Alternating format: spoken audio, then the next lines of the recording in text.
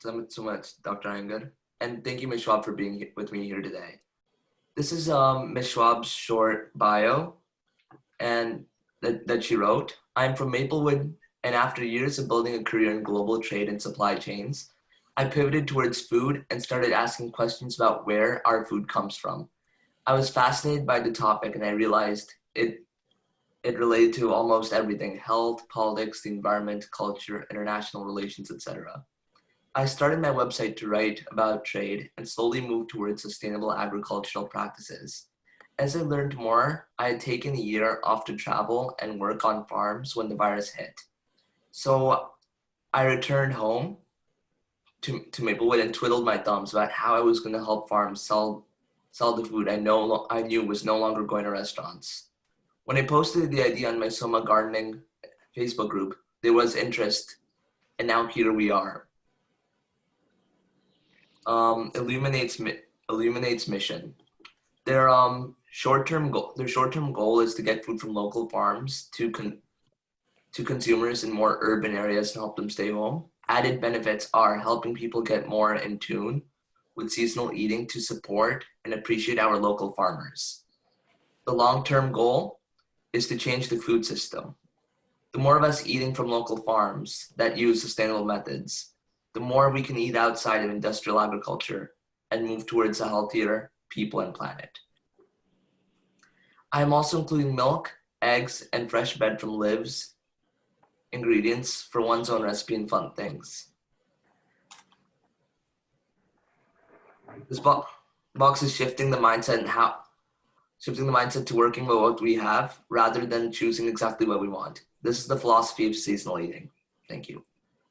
So the first question I would like to ask you is, how does eating locally benefit the environment? A good, strong start. Well, thank you for the introduction. I think that might be the about section on my website. I haven't revisited that in a while. This is what I got from the Eventbrite link. Works for me. I definitely wrote that to explain to my customers about what I was doing, and I think it's a good overview of how I got to this point. So thank you for sharing that and for hosting the event. I think just to give some context, I'm becoming an expert in this field, but my background is global supply chains. So when it comes to local eating, that has been my conclusion about food systems, and probably the first step in changing the food system is to focus locally. So that is where I brought all my attention for the past couple of years. So, when it comes to all of the different benefits of eating local, it's multifaceted, which is why I love this topic, and the environmental piece of it is huge. And I think for me, with a background in global supply chains, when things are crisscrossing across the world on container ships, on trucks, basically transportation is thought of as zero cost, more or less, because global trade shipping tends to be such low cost that it's just baked in and not truly calculated for the real world costs environmentally and everything else that's happening. So I think with that in mind, it should not be that food can be cheaper to bring in from China than it is from your same state. And that's because the environmental impact is not being captured in those costs. So I think it's very important to notice that, and that we pay attention to that and ask questions so we can find ways to shift where it should be cheaper for us to buy food from 30 miles away than it is abroad, and really try and figure that out from an environmental standpoint first and foremost. Very interesting, thank you. My next question is, what steps can we take to eat locally and reduce food miles? So the reason I wanted to start my business was because I think we're all very aware of farmers markets, and that tends to be the only option to get food from local farms to people. There are just distribution channels that are set up that don't really include small scale farms and local farms for reasons that do make sense to me. It's very hard as a large grocery store to work with a farm. There's just a mismatch there. You have to, and now that I'm in the business of working with vendors, the more vendors you add on, the more complicated your process gets. It's a lot easier to just work with a sole distributor and for all of those things. So the farmers market became a way for farms to quite literally hand over and sell their food to people. But it's a challenging model for farmers. They have to stand there all day and wait around when their full-time job is back at the farm. It's a challenging model for consumers. They often are only open once a week, sometimes not great timing. So I don't think that is the end all be all for local food. CSAs are very popular, but they don't work for everybody. And that was kind of what inspired me to try and take the CSA and evolve it a little bit to make it more accessible for more people. And if you don't know CSA, it's community supported agriculture. And basically you pay upfront and work directly with one farm for the entire season so that you're agreeing to buy what they will harvest all season long. So this is an incredible way to support one farm, and it's essential to many farms' survival. But not every farm can pull off a CSA because you do have to be responsible for the customer management, the boxing, the distribution. It's a lot of work. So what I'm trying to offer is another way for small scale farms to distribute that food while not having to involve themselves in the actual distribution. So as of now, to answer your question directly, the farmers market, going to the farm yourself, my box, and maybe, a display shelf at your local grocery store are kind of the only ways to get local food. Right. While I was reading your blog the other day, I was shocked to learn that the loss of fertility and water holding capacity of our soils has caused experts to predict that we have 60 harvests left. Can you tell us how this will impact us later on? Yeah, so that's quite a frightening statistic that comes from the United Nations. I think what's hard for me is that there's the problem of local food in general, and then there's sustainable agriculture. And yes, they're connected, but they are different in that many of our local farms sometimes are just conventional farms. So it is kind of an issue. Okay, do you want to only work with the people who are operating, quote, sustainably, which is a word that doesn't really have a clear definition of what that means. But the issue with soil health is huge. I'm not a farmer. When I visited farmers across the country, I was kind of trying to join in on the regenerative agriculture movement that I'm sure you come across in your studies, which is basically sustainable is not enough. We need to regenerate. The soil has very poor quality due to the chemicals we use. So we need to change the way that we farm. So that movement is a agriculture movement. It's how people take care of their land. It is up to consumers and businesses to support that movement in buying that food. But I've come to learn that we're just not there yet. I think as consumers, regenerative, we're just not ready. We barely really understand organic. It's confusing. There's such a massive gap between growing practices and eaters that I think there's more work to be done just understanding where food comes from, eating local before we can really get to that point. I think a lot of innovative farmers who are changing the way they farm are doing it because their land is failing them. So it's really not about capturing the margin as it is with organic now. Organic started because people wanted to take better care of their land. They didn't want to use pesticides anymore, chemicals, going back to a way of farming that does work. It's just different. It's harder at a large scale. Your yield might change, different reasons. So I think to answer your question, we just need to focus a little more on the problems that we can solve right now. And soil health isn't directly a problem that as consumers we can solve at this moment. We just need to be well aware of it. There are a lot of technologies being involved, indoor farming, different cell-grown meat, all this stuff to try and get around the problem of failing soil health. That's important, but I don't believe that as a globe we can eat without soil. So I don't think we can really innovate our way out of growing food from the ground. Yeah. Interesting you brought up regenerative agriculture because that actually had to do with my next question. So what effect does crop diversity have on soil performance? And is a lack of regenerative agriculture causing mineral and vitamin deficiencies? Yeah, so basically I did a lot of research at the beginning of my website to just try and understand food. It's a very complicated history. Government policy has been very involved, and basically a word that keeps coming up when you study it is monocropping. And what so many farms have become in this country specifically are just monocrops. They only grow one crop. It often is corn and soybeans or wheat. And they do that to maximize output because there were various incentives by the government. And a phrase that is cited most oftenly is the Secretary of Agriculture saying, get big or get out, which is kind of the classic takeaway from our agriculture system. So yes, what has happened is that in a monocrop system, there are basically natural pests when you're growing diversified that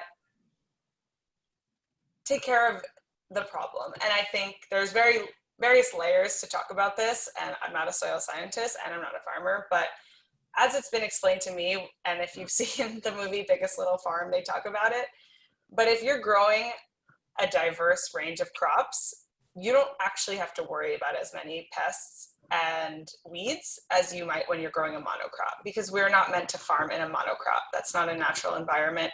It doesn't work. So what happens is when you grow in a monocrop, you have to deal with all sorts of weeds that then require you to dump pounds and pounds of fertilizers and pesticides to deal with those weeds. So we've created this kind of monster system, basically fueled by the desire for extreme amounts of output to, yes, feed people, but also, help farmers make a living wage and all of these problems that we have.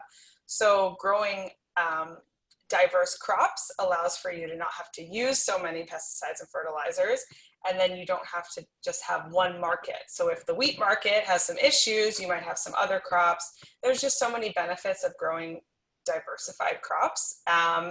It just isn't the way that conventional agriculture works. We specialize because in economics, we're taught, you specialize. That's how you can maximize your profits, basically. And in agriculture, we really don't want that. And we don't want that as consumers. And the classic example I always point to is that when we have a food safety issue, you'll hear about salmonella in lettuce, or I think there's been a recent red onion issue. It basically points back to these giant farms that only grow one thing. And we shouldn't really have millions of acres in Arizona that grow lettuce only. And that's how you get into problems. So we just don't have diversified crops on single farms, and we don't have diversified crops being grown at various farms. Right. That was very interesting. Thank you. My next question is, how prevalent are pesticides in our food? And what effects do pesticides have on our health, the soil, and the environment? Yeah, this is a tough one. I mean, I like to say I went down some serious rabbit holes trying to understand pesticides and get a straight answer, whether they are okay or not for our health. There is no clear answer as far as I'm concerned. Everyone has an opinion. There's a lot of biased information. There are people who say this and that organization is biased, and then that organization says this and that organization is biased. This scientist is being funded by this person. Very hard to say. I think I am concerned about the levels of glyphosate is Roundup, and there is glyphosate being used to grow the majority of conventional commodity crops in this country, if not more crops. It is a concern. I think it is, what I've learned from being around farmers is that as a health concern, it is an extreme health concern for the people who are using these products, who are applying these products, the farmers, their laborers. The level that is in our food, I am concerned about it, but I think we need to address other issues first. I think many people would say have only been able to feed the population of this globe because of chemicals like that, pesticides like that. There probably is something to be said about that, and that's fine. It's going to be a long road before we can take glyphosate out of the system, and I know many farmers get frustrated by these movements, a lot of anger and frustration around the chemicals, but they're being asked to grow X amount of food and they can't do it without it. So it's a complicated issue. I think organic has become a movement that is a bit inaccessible at this point. It's more expensive, and we don't really know. Organic has lost a lot of what it used to mean. You can have conventional, large-scale organic farms that are using other products that have been classified as organic that also are not good for our systems. It doesn't mean they're a chemical-free farm. So there's a lot of nuance there. I continuously try to understand it, but I tell my customers, and I'm trying to focus on small-scale farming before I'm focusing on chemical-free or organic, because I think that's probably part 2 of what I'm focused on. If that answers your question. Yes. This is a more of a follow-up question. When I was reading through your blog and I was doing research, when pesticides were applied on in certain farms, the bugs eventually became immune to the pesticides, like through natural selection. So does that mean that you would have to apply more stronger pesticides later on? And how bad is that for your health? I wonder what blog post that was in. I don't know. I haven't written about that one in a while, but I've definitely heard from interactions I've had with farmers that, yeah, it's the whack-a-mole game. You're treating this problem over here with this chemical, then this one pops up, and you're constantly experimenting with new chemicals.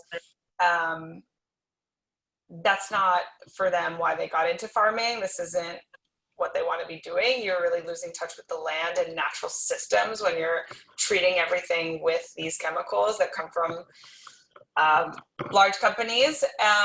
So I do think I have heard as chemicals change, right now there are a lot of legal issues with Roundup and glyphosate, but really they just need to call it something else, and it's back out there. So yes, I think there is natural defenses that are adapting to these chemicals that are so prevalent in our agriculture, but they are quite powerful, and they're still a tool being used by farmers every day. So I don't know that the amounts are getting stronger or higher, but I think some farmers I've spoken to, small scale ones, think about it like in their perspective, they think people who use glyphosate as like lazy farming. It's not very kind, but they're basically saying, you're making it really easy on yourself by just dumping these chemicals and then you never have to worry about it. It's more complicated than that, but I do think we're not addressing what's happening in our natural environment when we're using them. Earlier you were saying that price is often a prohibitive factor in healthy and local. This stops a lot of people from switching to a sustainable lifestyle. Like, what are your views on that, and how can we make eating local cheaper? Yeah, it's a really good question, and one that I'm kind of grappling with myself with my own business, is how to make this accessible and not just allow the, what I call the whole food shopper, the kind of more affluent, conscious consumer, to have access to better quality food. So I think a movement that I'm really excited about and watching are folks that are participating in urban agriculture. I've kind of linked up with some people in the Newark area who are growing food there. And I think for price, but also for community building reasons, urban agriculture has a lot of potential to feed your own community, because I think a lot of issues with food justice is that there's a lot of nonprofits or organizations that want to come into an urban area and try and tell people to eat better or grow food, but it's not coming from your own community. So I am very excited about supporting, whether that's financially or in other ways, organizations that are already looking to grow food in their own community.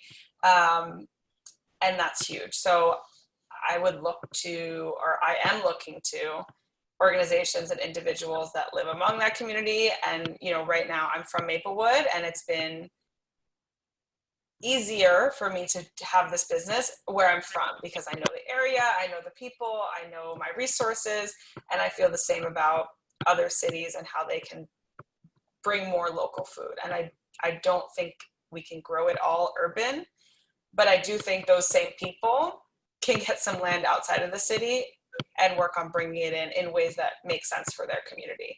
And a huge problem, what I've spent talking to my new friends in Newark, is refrigeration, because fresh food, you need refrigeration. And that is why processed food is so cheap, because it's shelf stable and it can sit in the store for how many years. So refrigeration is a huge blocker to getting fresh food accessible and affordable.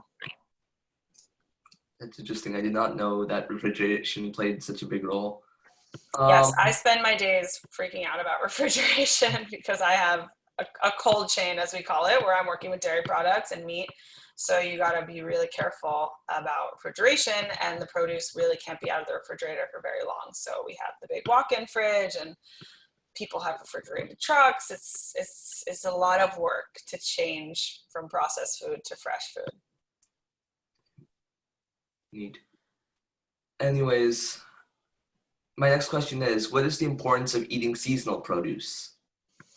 That's a great question. And I would guess the nutritionist probably touched on this, but I just find that once you get tapped into eating locally, there's a reason that certain things grow around us. You don't want to eat, squashes and root vegetables as much in the summer. It just doesn't make sense. So the freshness of tomatoes and corn doesn't make sense in the winter. It's just a very intuitive type of eating that I think we've lost touch of by having global trade, which has benefited us in so many ways. But I do think seasonality, there's an excitement to it. You get a little more connected. You know that it's summer. You know that berries are here and that they will go away. If you want to take that extra effort to can them, preserve them, freeze them, great. But otherwise, you just don't have them for half the year, and then you really appreciate them when they're back. So, people who are cooks and are talented in the kitchen, I think also appreciate seasonality, and that it's just better quality. If most of my customers constantly compliment the quality, and I can't take the compliment, it's the farmers. But when you're not, basically when you get food from California or abroad, you have to harvest it early because it has to make such a journey. So it's not going to be as ripe. And I've learned the hard way this year with berries is that the big berry companies, they harvest them quite early so that they can transport them for almost 2 weeks. Potentially up to 2 weeks. And with local, they harvest them the day before, which means they are so ripe that they're on the border of not ripe anymore, which meant that first time I tried to do raspberries, some of them were quite moldy. So it's a fine line between working with local. All the rules change, but you definitely want to pay attention to that and just appreciate what's around you and working within that. Right. My next question is, I read on your blog that you took a year off to travel to all the farms from New Jersey to California. What did you learn from this experience? Yeah, well, I was just mentioning earlier, it should have been a year, but the pandemic shortened it to 1 month basically. And I did a road trip across the country in the month of February to visit as many farms. And my friend Laura, who is on this call listening to me, I met her out on the West Coast, and she was kind of doing the same thing. So we visited a berry farm out there. But I actually wrote up a little blog post, kind of my big takeaways from that trip. And then I also kind of did a little blurb on each of the farms I visited, headed to the West Coast.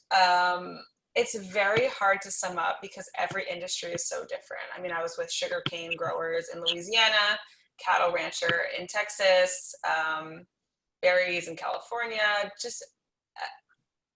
I visited something called White Oak Pasture, which I recommend anyone driving through Georgia. They have a little cabin you can visit, their regenerative ranch, really doing something amazing. So I think, my biggest takeaway is that farmers are basically geniuses. They do so many different tasks, many of which are environmental, and they're biologists, ecologists, all sorts of things. So I just learned a lot from them. And I think what they really appreciate is that no one really asks them much or tells their story, and no one can really advocate for them about why you should buy from them. They just don't, they're fully consumed by what they do.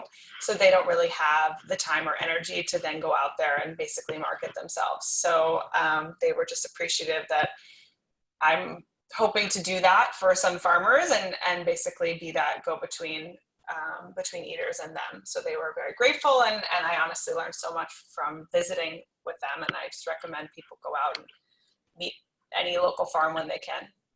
Wow, very cool. My last question is, what are your views on factory farming, and how important is it to reduce meat consumption, even if it's for one day a week? Yeah, I mean, I think this question is huge. I feel like this has been the kind of entry point into thinking about food for a lot of people, which is great. I'm all about addressing concerns in the meat supply chain. I think there's just different perspectives to think about it. A lot of people, okay, maybe they want to just go vegan right away, but if you're still eating a lot of processed food, maybe it's not really getting at the heart of the issue, which is know where your food is coming from and the way in which it was produced. So if you do eat meat, I think it's just knowing the source and making that choice about the meat that is very, very cheap that we're all used to in this country. There's a reason it's very cheap. And if you can afford it, making that change, because I think the point is if you're buying less meat, if you're not eating it one day a week and maybe only once or twice a week, spending that extra money to basically buy it from a local farm is probably worth it, because then you're eating less meat in general, but you're also having a smaller footprint if likely that meat was raised sustainably, which means different things. But the CAFO, concentrated animal feedlot system that we have in this country is just 100% unsustainable, unsanitary, just problematic. And it's very hard to break that down. But I do think calling attention to the alternatives, yes, Beyond Meat and Impossible are alternatives, but I do think there are very reasonable and exciting alternative meat options for people that we can support and keep small scale, and hopefully just grow relationships with small farmers and get them into your local store, or whatever that takes to switch up the distribution. All right. Thank you, Ms. Schwab, for being here with me today. Now I will open up the floor to questions. Thank you. Does anyone have any questions? Yeah, I can start off with just an observation and one question, Danielle. Observation, as you mentioned, I think the quality is definitely different as compared to even a Trader Joe, which I used to think is very, better off than, other places. So definitely the quality is much better. But in terms of getting the, produce, it's difficult to go to, a farmer's market and, at that particular time. So things locally also, you have to really look for the, opportunities and look for ways of being local. So that, and mostly people generally don't have a lot of time to look out for things when there are cheaper things, when there are, big chains available close by. So how do you think we can make these accessibility to local farms much easier, rather than just deciding on like one day farmers market, and that too restrictive? And I feel still jittery about going to the farmers market because of COVID and other things. But irrespective of the COVID, I wanted to be a part of a CSA here in Midburn, but then you have to go somewhere, get that thing, and between the kids and the work and to find time, and between all the Zoom meetings, it's just too much for us to handle. So people who have this inclination of being eco-friendly and buying local, they don't have a lot of opportunities because things are not convenient, and plus also things are, it's like not available in your neighborhood and make it, or maybe I don't know enough places where I can do this at a easier, at a easier level. So I really appreciated you getting this whole chain, and then I don't have to figure out one local farmer will have one thing, the other person will have some other thing. So it's very difficult to figure out what do you need, and then you are just stuck with something that you can exhaust in 2 days and you don't have many other opportunities as well. So just wanted to get your idea on how to make the supply chain a little bit more accessible as well as locally available. Mm-hmm. Yeah, I mean, it's so true. And I think what everybody in this industry is paying attention to is, are people going to stay online and order online as they have been during the pandemic? So whether the shifts need to happen in the brick and mortar store or online, I think both are happening. But I think a big shift is at the consumer level, which you're participating in now, which is we're also used to getting exactly what we want. We think we have a craving for beets and then we get beets or whatever it is, but I think that is maybe in our minds, and to try and return to possibility of what is available. And that's what I was kind of hinting out in what Aalok read, which is perhaps there is an area in the grocery store where it's just the local food basket and you just scoop it up, like instead of having, because it's very challenging to set up ordering with the farms. If the grocery store is like, oh, well, kale's been very popular this week, we have to place an order for this many kale, and kind of get so deep into the distribution system. If they could just say, okay, I'm this farm and I'm going to have this much and I'm going to bring it to your store and customers are going to buy it, that would just make it all so much easier. So if customers, I don't know, paid in advance to say we're getting $20 of local food every week, just come when you're shopping and get your basket, so that there's much less, you know, grocery stores live on SKUs and they have to pay attention to every single thing sold. And it just makes it very complicated. And that's just not how farms operate.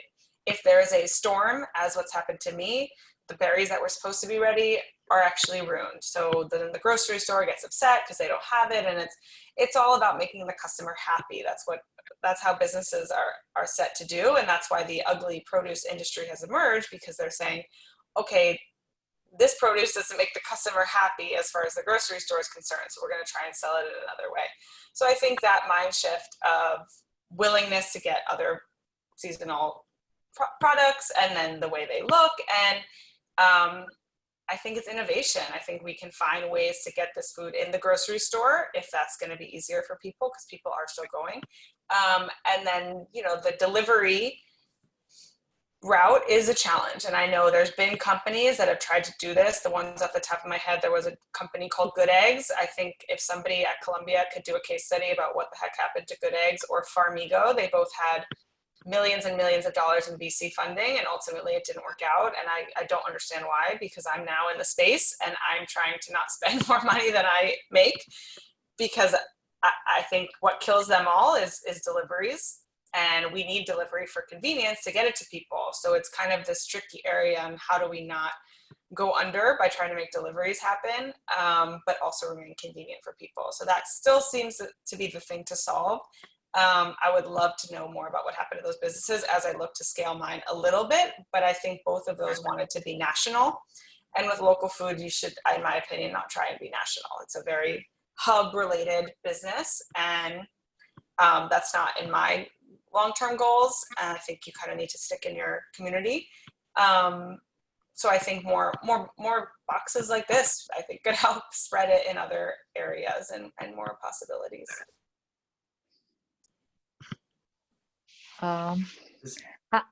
Sorry, can I ask a question? Yes. How are you raising, like when you started this, how did you raise awareness in your community? Because you said that, you know, you don't want to do it on a national scale. So how do you kind of sensitize a community? How do you educate a community? And personally, like, what is your experience been? How long did it take for you to get traction to, you know, get your business going? Yeah, I mean, I don't think this could have taken off without the coronavirus. And, you know, I can't say I'm grateful to it, but I think it has really cracked open the way people buy things and the way people live. So it offered a possibility. It wasn't that hard of a sell in April to say, hey, I'm willing to bring fresh food to your house. Are you interested? So in that sense, I still think this whole next year, people are much more open to that, to changing the way that they buy food than they ever have been.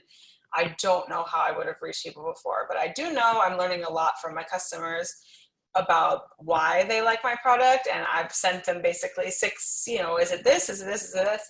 And often mission isn't near the top, but that's totally fine for me. I mean, that's fine because I'm accomplishing this mission. But I do think it's the top thing I've heard again and again is the surprise element, which is actually interesting, and she can attest to it. But you would think people would be frustrated that they can't get what they want, or they don't like that vegetable or something. But I do think, and maybe it's just because of our depressing environment, but something about feels like a gift. I've heard a lot. They don't know what's there. It's exciting. It's interesting. So presenting that to people as, you know, we have all this bounty around us.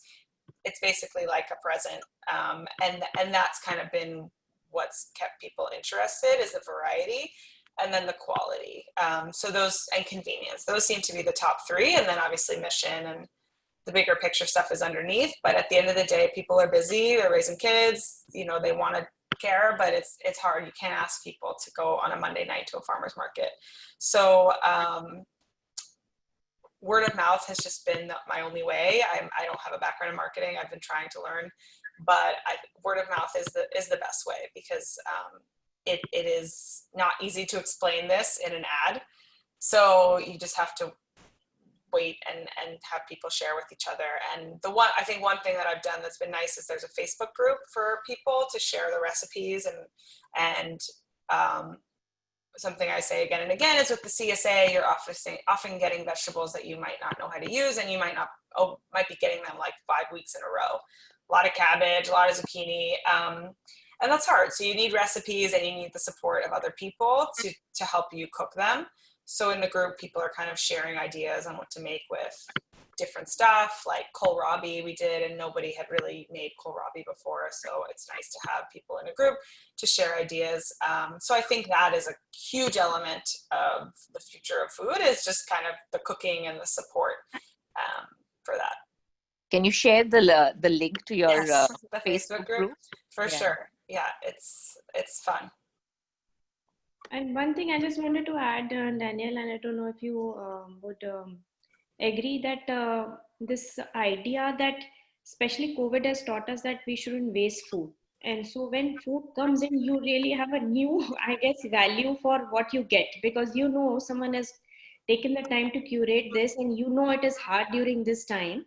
So I think for me, actually I've written a blog. I can share that blog, on our website, on how I have appreciated this value of like vegetables earlier on. Of course, usually in Indian families, we don't waste food because it's considered to be in God gift, and a lot of other things. But now I think I appreciate food much more, because I know that we'll have to go back again, go to the market. It's always a risky thing to go to the market. So now my children are also attuned that okay, mom is going to become this monster if I don't finish this bell pepper or something. So we have to, so that's something else, and that's something that has triggered on that okay, we get these vegetables and it is of value. And earlier it would be like okay, I'll grab everything from Trader Joe's. I know, I would like close my eyes and I know exactly what I need to get. So now what I get, I think I really appreciate it much more. And then the other thing is which I completely forgot. Anyway, it's going to come back to me. Maybe No, I think it's a good point. And I do think that mentality, I think of it as like the Amazon effect, is the Trader Joe's, it's easy. It's all there. You can get as much as you want. It's cheap. Costco, it's just very different. And that's kind of the American dream in some ways, but I think, that's not going to last for many reasons, environmental being some of them. So it's a good observation. Yeah, and so the other thing was that when so now with your basket, I've been able to look at various different vegetables, and which I would not generally go by. So I think that's also another opportunity for me to change, the palette and see what is available, what is locally available. So I think I appreciate that also, to get that variety of things that I wouldn't go and pick, but it's a nice surprise. And then, as you're saying, the recipes also work, and you have like a you give a sense of what can we make out of it. So I think that's that, and you make it special, of course, because otherwise it's like okay, a tomato is a tomato. Now I'm looking at a tomato and think this is done by a local farm. You get to see the name of the farm. You get to know that okay, this is this farm produced this. So you have that connect to the produce. Earlier on, it used to be like, I don't know where it's coming from. Yeah, Trader Joe's, but I go there every week. So it's not special to me. So now it's like I'm paying more attention to what I'm eating also because the names are there and I can figure out, okay, this is coming from this farm and it's interesting. And, so all sorts of other things that are attached to the story of what I'm eating to make it why it is important and the sustainability. And I really like to see the names of the farms and local and, because of my sustainability element, thinking. So I think that also helps to Yeah. change And my mind. one anecdote that is maybe interesting for your students is that when I first got into this field, I was very interested in transparency, and there was a lot of excitement around blockchain technology to help people know where their farm's coming from or where their food's coming from. But they learned it does not translate, and as a consumer it does not translate, and I don't think it would be the same experience as what you're talking about. If you're in the grocery store and you scan your turkey and it shows you a picture of a farm in California, it's not the same feeling as when somebody you trust or have come to trust, me, has this relationship, knows actually where it's coming from, and you have the potential to get in your car and visit it. It's just totally different. And I don't think blockchain can really provide that connection that people thought it could, because consumers are saying they want to know where their food comes from, but I don't think it works in both ways. So I think a lot of people are trying to make these apps and do all this fun and crazy stuff around transparency, but I just don't think it offers that connection that you can make. Because I'm telling you these farms, but I've now had customers go and visit the farm that the cheese came from 2 weeks ago. Like, there's opportunities to really engage on your own and not have to use an app or something like that. So I think transparency is very important, but only in a specific type of way.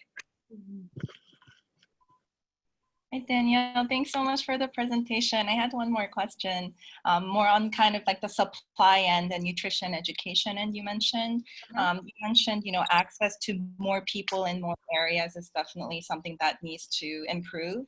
And so with our program this summer, we've been talking to some youth who are in Upper Manhattan, and they were kind of seeing what kind of healthy eating would be possible in their neighborhood, and access became an issue. They found that there are so many fast food restaurants, but not necessarily healthier options, just from the supply side. So I was wondering, how much do you think kind of nutrition education also has to be somehow linked or part of the supply? Because if you're in an area where, okay, some more options might be coming, but right now there aren't that many options, what are the alternatives? You mentioned some like recipe sharing in which, you kind of get exposed to what other recipes and healthier eating options are available. Do you think nutrition education should become more a part of kind of the supply end, whereas these things grow more for certain communities? I'm not sure. I mean, I think it's very hard to kind of pin it down, but I think like bodegas and corner stores in the city only have processed food, right? And that's what people are exposed to. That's what's available. That's what's affordable. So it's kind of, in my mind, the chicken and the egg. Like, okay, maybe you educate youth, like, oh, you shouldn't eat that. It's your health. But then what? The corner store has soda. So it's kind of like, okay, well, maybe we try and get fresh food in the corner store, and then what? So it's kind of like two-pronged, I think. I do think having youth be exposed to how to grow food and there's amazing organizations in the city doing that. Just to see that is really important. But I also think usually it's about 2 generations lost that 2 generations back have grown food often. So kind of bridging that connection some way and involving other family members who might be interested. And I've worked a little bit with this awesome organization called Family Cook Productions. I don't know if there's a way to link with them, but they do like a career training for high school students about different industries, the food industry. And I think just helping youth see it as a possible career development track. And maybe you not want to be a farmer, maybe you don't want to be a dietitian, but there's different ways to work within food, and just really viewing it as a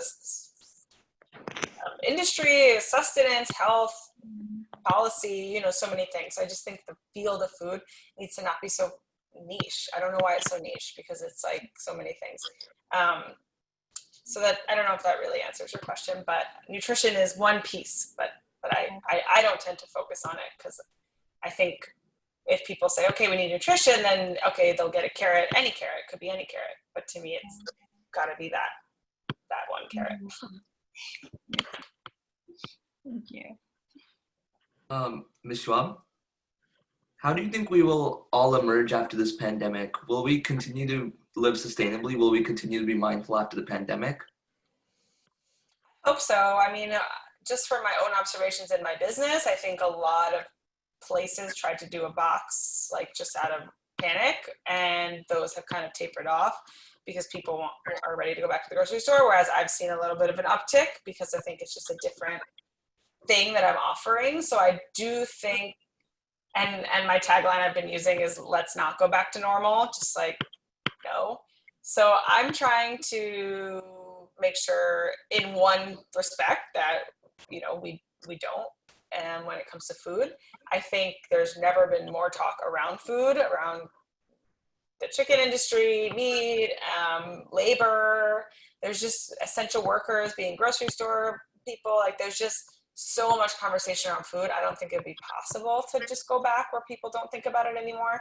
So now it's just a question of how, you know, what will change. And one of my biggest takeaways from joining this movement is that the alternative food movement is exciting, but we can't just abandon conventional agriculture and expect that there'll be any change. Conventional agriculture is never going away.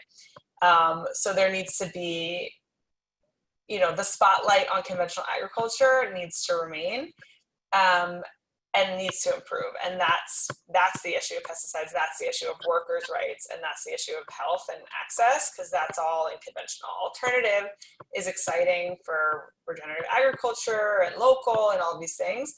But I really think we can't lose sight of conventional as well as we talk about these issues. So I hope people are paying attention to conventional. And I am looking for ways in my business to talk about and improve conventional, whereas at the same time offering alternative options. Hi, Danielle. I have a question. Could you share more about your process? Like how, I'm not very familiar with it. How do you put together all the boxes? What's the plan for when things really don't grow, like in winter time? What are you going to do? It's a great question. Just love to know some plan. Yeah, I mean, I'm kind of like flying by the seat of my pants. You know, I made this up in April and I'm just kind of going with the flow. So I think, you know, half of my box isn't produce. We have bread, dairy, specialty items, stuff like that. There is some produce that are storage crops that will be here. I think, you know, it won't be as fun, as exciting, but I am thinking about partnering directly with a West Coast farm, because if the option is me partnering with a West Coast farm or my customers going back to conventional agriculture that comes from who knows where, I'd rather do that. So there's indoor growers, greenhouses, growing lettuce around, you know, like there is plenty of calories. Will it be as exciting? Will it be avocados? Probably not, but I still feel that it's important to bring in stuff from other places and continue to talk about the mission and the topic and make it exciting and not, you know, have a super strict, like this must be 50-mile radius. So that's kind of where I'm headed, thinking about the winter. Because at the end of the day, it's a logistics problem. How do I get this food here and distribute it to my customers?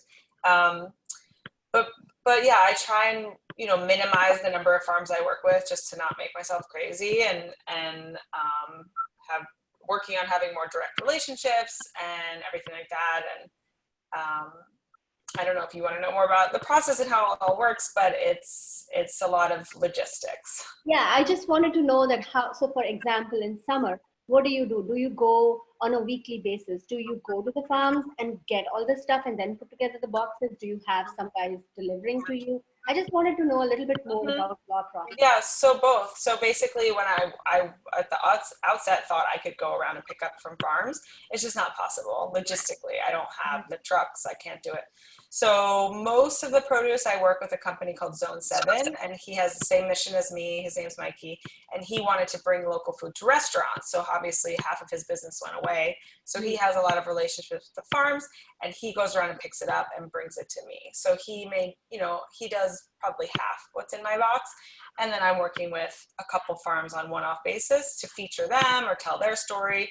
All of the cheese is ordered by me. The bread is ordered by me.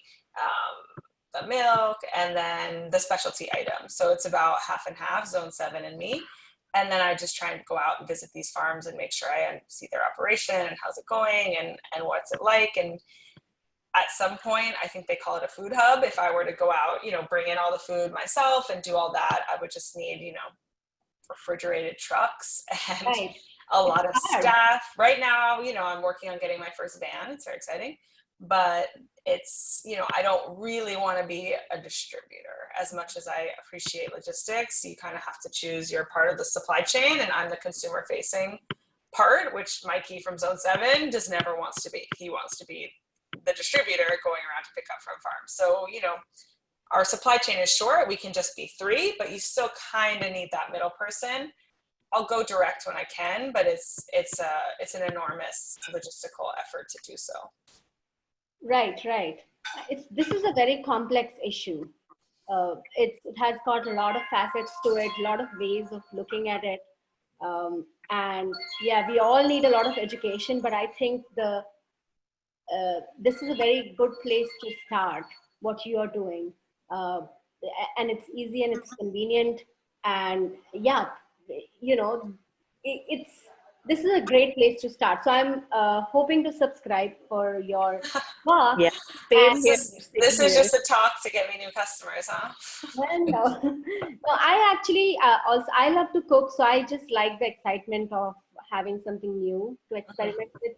Plus, I have grown my own food, and I have done that in the past, so I'm much more confident about being able to use pretty much whatever comes in the box. That's So I feel that I'm quite equipped to handle the boxes, but I would love to kind of help in any way. And you said the Facebook group where people share ideas about what to do with stuff, even work with you and see what are the winter stuff that you can ask the farms for and how can you use that to be predominantly what you eat in winter. Yeah, no, absolutely. Yeah. And we talked about doing kind of like helping people with a recipe, maybe with an Indian recipe. We can get some specialty products and, Yeah. So I would love to connect with you. And first, of course, subscribe and you start using the boxes. So you are leaving a link here. Yeah, I'll leave a link. I'll put it in the chat maybe. And yeah, the transition to fall is starting not this coming Wednesday, but the following Wednesday. So there's different options. Facebook link as well as your other links, Danielle, I'll send it to this other group also. We have, some other friends of mine who would want to see this and see where they want to take it. Yeah. Great. Well, thank you. Much. And are there any other questions? Farah has been quiet.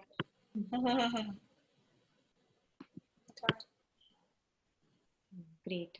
Thank you so much, Danielle. And this has really been very helpful. And thanks, Aalok, for all the detailed questions that you asked. Danielle will definitely use this for various school activities and as well as other programs that we run. Just before we go, here is a slide on our website. It's etsd.csd.columbia.edu. We have a Facebook page, Instagram and Twitter account as well. And usually on the Facebook page and the Twitter account, we have all our events posted. So we will post a link of this video on these links as well. And if there are any other events coming up, we usually post it on our Facebook and Twitter. So feel free to check out other events that we'll be posting throughout the season. And if there are any questions for Danielle, you can let me know and I can share it with her in case, if we need more detailed responses for anything. And look forward to Danielle for sending us your link. Please do that so that we can share it widely on our posts as well as on our WhatsApp groups. Okay, great. I put it in the chat, but I'll send it to you in an email too. Okay, great. Okay, nice to meet everybody. Thank you so much, Danielle. Nice to Thank talk to you. Thanks, Aalok. Bye. Thank you. Bye. Bye.